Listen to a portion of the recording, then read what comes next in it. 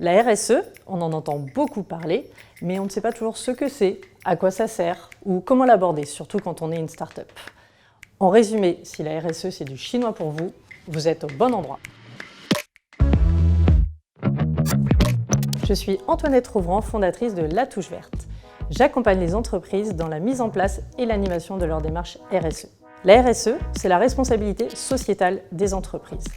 En 2 mots, une entreprise qui va s'engager dans une démarche RSE se soucie de l'impact de son activité au-delà de l'aspect purement économique. On décline généralement la RSE en 3 piliers. Les éco-gestes et les actions pour réduire l'empreinte environnementale de l'activité, la qualité de vie au travail et le bien-être des collaborateurs.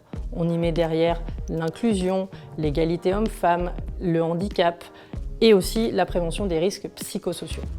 Enfin, le 3e pilier, c'est l'engagement pour la société, avec des dons, du bénévolat ou du mécénat de compétences. La dimension RSE est incontournable aujourd'hui, même si les startups la négligent souvent.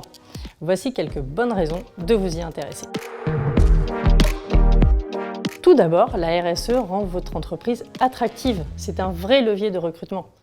Selon une enquête de Kelly Service, 78% des salariés préféraient rejoindre une entreprise ayant mis en place une démarche RSE.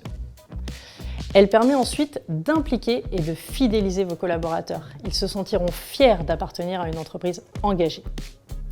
Enfin, adopter volontairement une démarche RSE vous permettra de vous différencier par rapport à vos concurrents. La bonne nouvelle, c'est que votre entreprise fait sans doute déjà de la RSE sans le savoir. Par exemple, trier ses déchets, rédiger une charte de droit à la déconnexion ou encore reverser une partie de ses bénéfices à une association, tout cela, ce sont déjà des actions RSE. L'intérêt de s'engager formellement dans une démarche RSE, c'est de structurer ces actions isolées en un projet unique et fédérateur soutenu par des engagements écrits.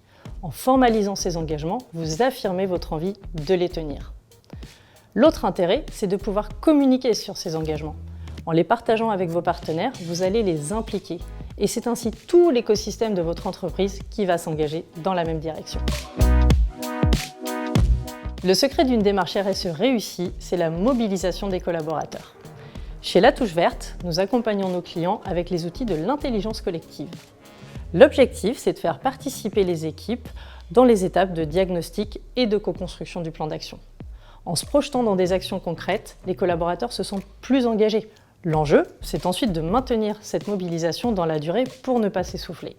C'est là tout le rôle de notre accompagnement et c'est ce qui garantit que la démarche va être durable. Pour conclure, je voudrais rappeler que la RSE n'est pas juste un concept à la mode. C'est un engagement incontournable aujourd'hui pour préserver nos ressources humaines et environnementales. Et la cerise sur le gâteau, c'est qu'elle peut être en plus un formidable levier de cohésion pour vos équipes. Autant de bonnes raisons de se plonger dans la RSE. Alors, à vous de jouer!